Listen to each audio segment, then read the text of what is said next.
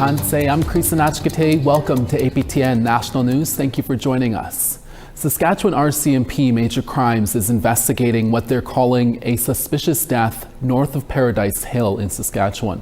On Saturday, October 11th, Turtleford RCMP were called to Highway 21 just north of the community of Red Cross for a report of a man lying beside the road. The 25-year-old man was identified as Chance Osimimau from Big Island Cree Nation in Saskatchewan. He was taken to hospital by EMS but died 4 days later in hospital. RCMP says they are releasing Osimimau's identity with the hopes of advancing their investigation. In a recent obituary, the family says Osimimau's funeral is today at the Chief Napeo Memorial School gym in Big Island Lake Cree Nation. If anyone has information on what happened to Osimimau, you are asked to call RCMP or Crime Stoppers.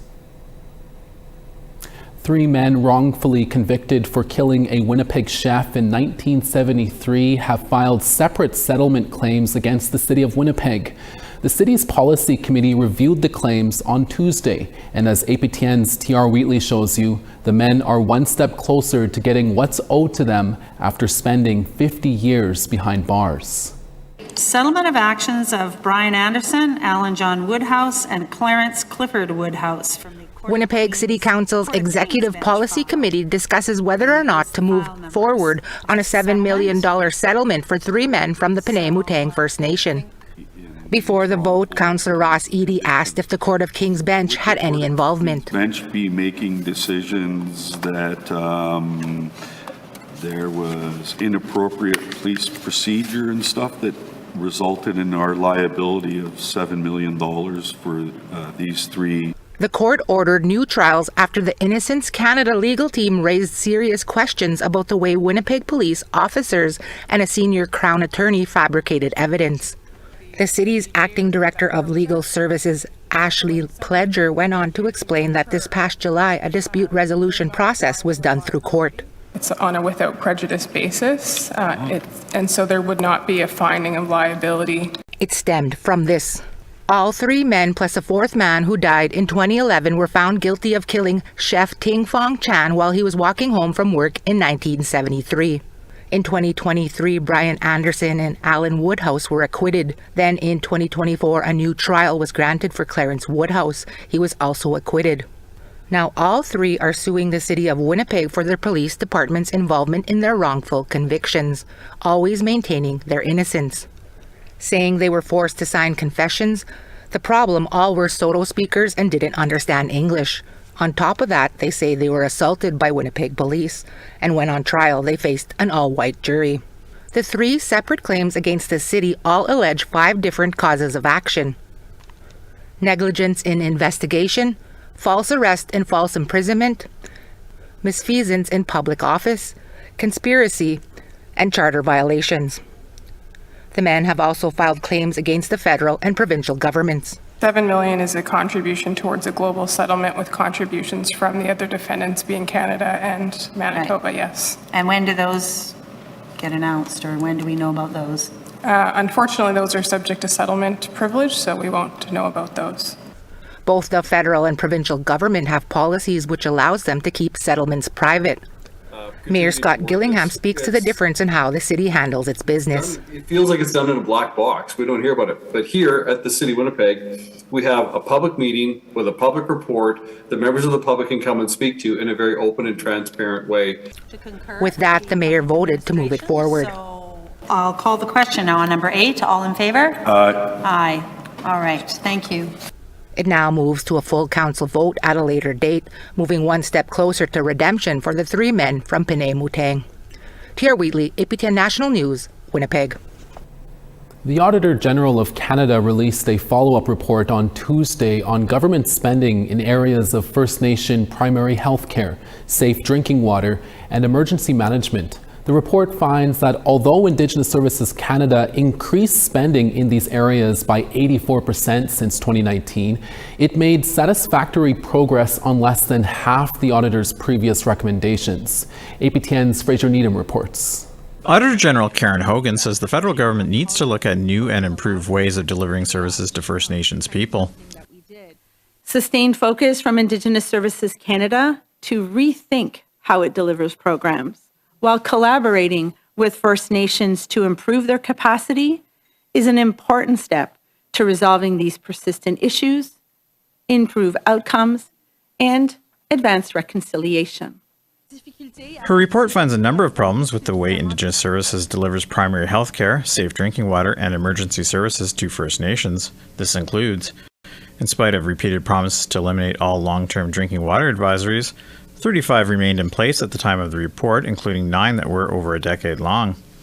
Since 2016, no assessment of whether First Nations were receiving comparable primary health care services to non-First Nations.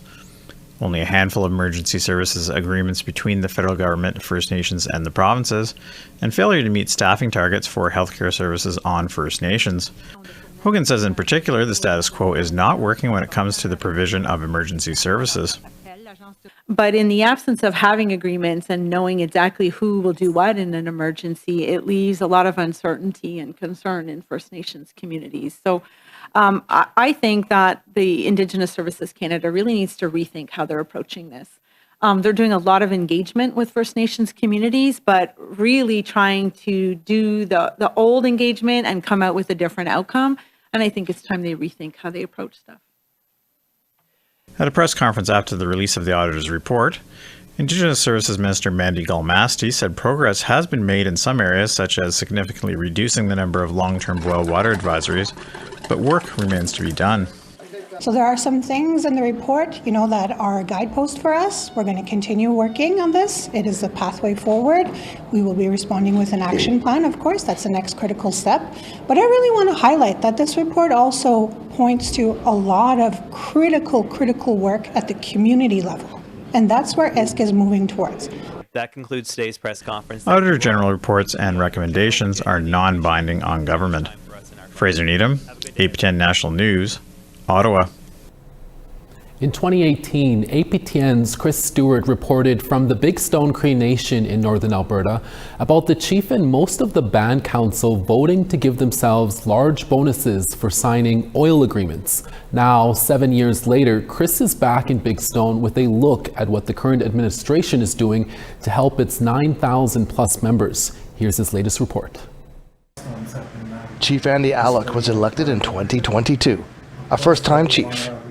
In 2018, then Chief Gordon Auger had given a $60,000 bonus to himself and most council members for signing an oil deal.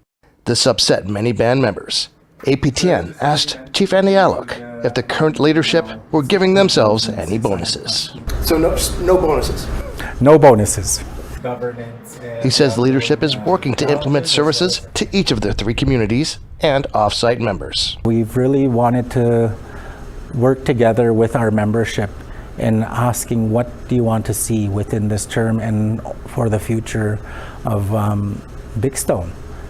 So we've been looking at a lot of the different communities, Chipewyan Lake, Calling Lake, Wabasca, and there hasn't always been equitable programs or services, and really taking a look at the nation as a whole and figuring out how we can positively move forward in developing programs and services that are accessible from all membership. 39 new housing units are nearly ready for homeowners to move in. He says the selection process will be unbiased. So there is a fair and equitable process that we're trying to improve. I know perception is that chief and council have influence in who gets housing and whatnot, but in this case, that's not what we do. The community is doing well financially with oil and gas revenue, forestry, and band-owned businesses across the province. There's annual programs, annual services that people can submit for, whether it's ramps, renovations, housing. There's another way that we can improve quality of life, and it's important that the membership is aware of what dollars are coming in from industry, how these dollars can be used, and which gaps can be filled with existing programs and services. A new K-12 school opened a year ago with all the latest technology. The nation connected natural gas to the community of Sandy Lake and have broken ground on a new multi-story apartment building to help with housing issues. Plans are underway for a potential youth and senior centers. Chief Alok's 4-year term runs out next year, and he says he plans to run again. Chris Stewart, APTN National News, Bigstone Cree Nation, Alberta. We're always looking for your feedback or story ideas. Here's how you can reach us. If you have a story you want to share, send us an email to news@aptn.ca. And to read and watch our stories, you can go to aptnnews.ca. You can also find us online on your favorite social media sites, including TikTok, YouTube, LinkedIn, and X. Follow APTN News to see our latest stories. A young boy from Northern Ontario is bringing more awareness to the housing issue in his First Nation. Plus, a chief in Southern Saskatchewan was given an honorary title. Those stories and more when we come back.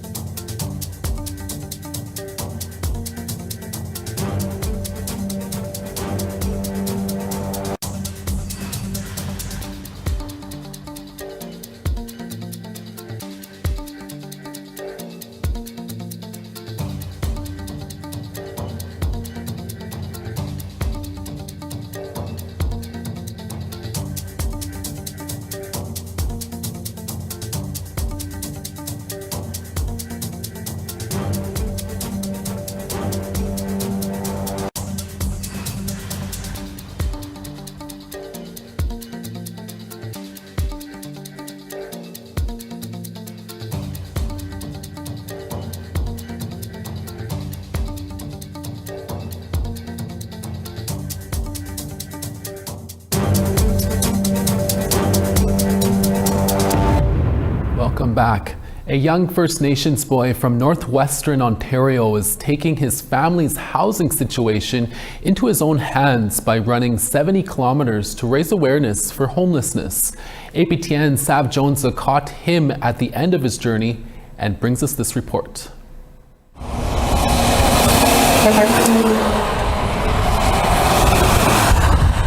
While most people wouldn't like to go running in the rain, this 8-year-old boy couldn't be happier to do it. I like running.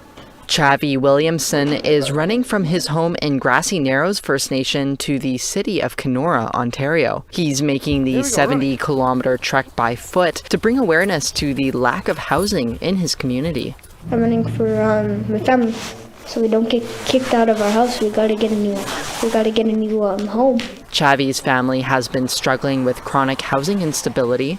They were recently approved by Chief and Council to live in a family services building until they found suitable permanent housing. But after only a month, they were told to find somewhere else to live because the agency needs the residents back. Without many alternatives to choose from, Chavi, his parents, and baby sister are struggling to find a place they can call their own before they're evicted. He's concerned about her, and that's what he said to me, like, I'm worried about my little sister being homeless, and I'm worried that she's going to end up out in the cold. Chavi's grandfather, Robert Williamson, has been at his side throughout his 5-day journey. Robert says the only option for Chavi's family is a dilapidated house that requires extensive renovation, which will take months to complete, all to be paid out of pocket through fundraising and hopeful reimbursement. Robert says the lack of housing in Grassy Narrows affects more than just his loved ones. I understand that there's a lot of people that are in the same situation. And I support them, and I hope Chavi's run brings that to attention by the right people. He says despite an announcement of 100 homes coming to the First Nation over the next several years, the demand is so great they've already been assigned to others, and Chavi's family didn't make the cut. At the end of his long run, Chavi was hoping to speak to his Member of Parliament, Eric Malillo, about the issue so it could be brought to the federal government, but his office was closed. In an emailed statement to APTN News, Malillo said in part that he will continue advocating for a plan to build more homes in the region. This crisis in northwestern Ontario remains a top priority for me and my Conservative colleagues, as thousands of people across the region are lacking a place to call home. Indigenous Services Canada did not get back to APTN News before airtime. We also wanted to hear from the Chief and Council about housing at Grassy Narrows. We haven't heard back from them either. Meanwhile, Chavi and his family say they will continue pushing so that everyone can have a safe place to live.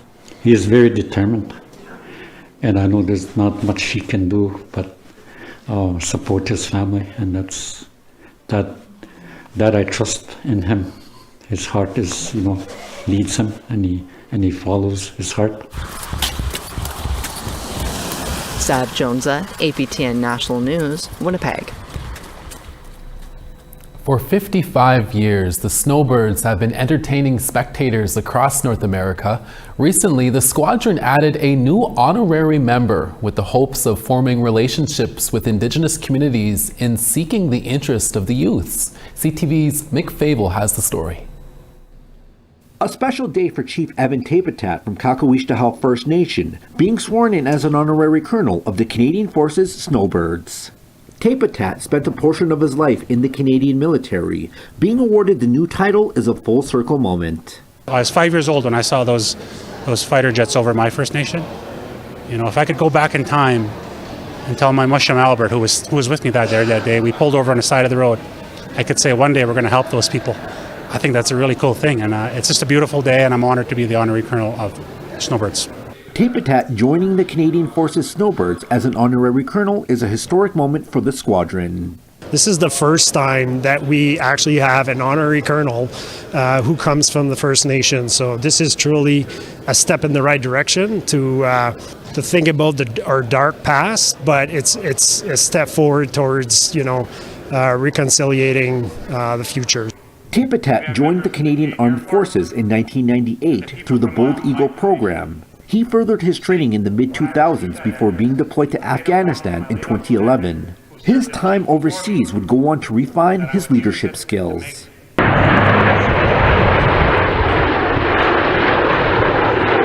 Also included in the day, the final performance of the season by the Snowbirds.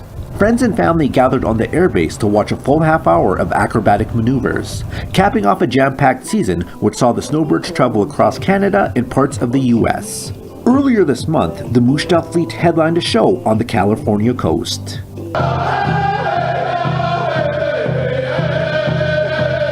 Honorary colonels are honorary and advisory. They may mentor members of the unit and build networking relationships. Tapetat is looking forward to showing future generations of Indigenous youth that there is a place for them in the Canadian Forces. Paved the way because there's a lot of younger people that are coming. Now Indigenous kids in Canada can say, hey, maybe we can be colonels, maybe we can be honorary colonels. And I want them to know that this is a viable path for us, whether we're on the First Nation or whether we're wherever we're in urban centers and whatnot. Proving that the sky really is the limit.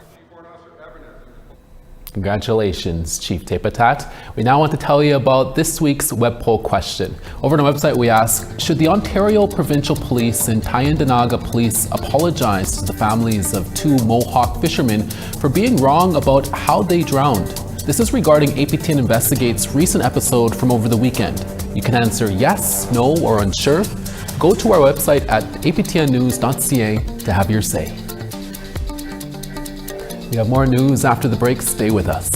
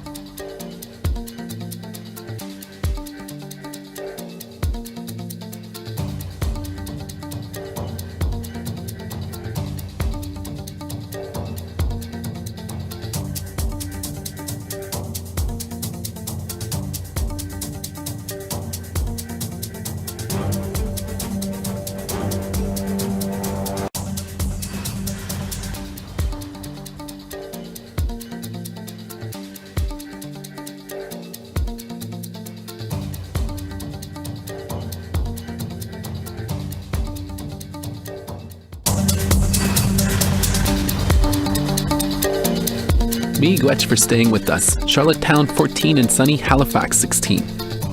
Cartwright 11, the Grand River, cloudy and 6. Saguenay 8 and showers, Saint Jovite 11. Ottawa 9 and showers there, sunny in Toronto at 11. Big Trout Lake +2, Sioux Lookout +2. 1 in Churchill, Norway House 3 and partly cloudy. Sunny in Winnipeg at +4, Dauphin 5. Regina 4, Saskatoon 2. Meadow Lake sunny and 4, La Ronge sunny and 3. Sunny in Fort McMurray at +9, Peace River 13. 17 in Medicine Hat, Edmonton 15. Tofino 12 and showers, Vancouver partly cloudy and 13. 13 in Fort Nelson, Smithers 6. Watson Lake 5, cloudy and Mayo at 1. Sun's out in Wati at 6, Fort Simpson partly cloudy and 8. Sax Harbor -2, Colville Lake cloudy and 1. Chesterfield -4, Baker Lake -4. and Arctic Bay -8 to Glulik -5. Montreal's Centaur Theatre recently presented the world premiere of Stone and Bone Spectacular. It's a new Indigenous play that reinvents the city's history. APTN's Kim Sullivan caught up with a couple of cast members during rehearsal just before the curtain rose. The Centaur Theatre's first ever residency for Indigenous artists led to the creation of an original play, Stone and Bone Spectacular, that reinvents the history of Montreal and the very land the theatre sits on, all through a Mohawk perspective. Executive and Artistic Director Ida Holmes says that although Indigenous stories are an essential part of Montreal's heritage, they have been somewhat absent from the theatre's half-century of history. We decided at Centaur that we needed to have a conversation around what was our role in being an active agent of change in the conversation. The play is written by interdisciplinary stage artist Ange Loft and created in collaboration with choreographer Barbara Kenarotoni Daibo and artist Yante Foot. All three have a connection to Ganawage. Archaeology and art come together on stage with song, dance, puppets, and more. Mohawk artist Watsanzio Kirby plays two of these characters, Fortune and Heavy Lifter. They consider themselves privileged to be part of this cast. To get to play someone who is Ganyak Gahan, to get to tell these stories from my homeland and from where I'm from, and getting to speak these truths on stage and getting to speak my language on stage in bits and pieces is something that I've dreamed of for a very long time. The play truly gives life to parts of Montreal's Indigenous history. I think this gets into the nitty-gritty of policy and of the history, and really giving a detailed scope of what exactly the movements were that our people went through when it comes to going to Gahnawage or going to Ganesadage, and what caused those things to happen, really. Véronique Yakwasianende Picard is Wendat and plays two dogs, a role that brings her nation closer to that of the Mohawks, two nations that, as the play also shows, have experienced historical conflicts with each other. Je trouve que ça fait partie un petit peu aussi de la réconciliation entre nos deux nations. Je pense qu'on s'entend quand même bien, mais il reste parfois des fonds de cette histoire-là de chicane qui existent encore. Puis je pense qu'il y a des projets comme ça, ça contribue aussi à la réconciliation entre nos nations. Stone and Bone Spectacular goes more than skin deep, to do more than just educate. C'est du divertissement pur et dur, et ça bouge de partout. C'est burlesque, c'est humoristique, c'est émouvant, c'est une histoire d'amour, c'est romantique. Il y a de tout, là, vraiment. Mais c'est ça éduque en même temps. The Centaur Theatre is also committed to welcoming Indigenous communities off stage. Inspired by the National Arts Centre's Indigenous Theatre, they are introducing the All My Relations ticket tier this season, a $15 ticket price reserved for Indigenous community members. This is an amazing opportunity to broaden our connection to the people here and to all of the artists and public that live here on this territory. So we've launched the All My Relations for the whole season. What should the audience expect from this truly Indigenous play? Expect the unexpected. I would say this play has everything, and it's so wild and it's such a whirlwind. Just be ready to strap in and go on this roller coaster ride with us. Stone and Bone Spectacular is performed in English and runs until October 26 at Montreal's Centaur Theatre. Kim Sullivan, APTN National News, Montreal. And that's your daytime newscast for this Wednesday. We're back in a few hours for your evening newscast with more stories. Please join us then. From all of us at APTN National News, hi miigwech masicho. Thank you for watching, and we'll see you again. Go Blue Jays, go. Ekse.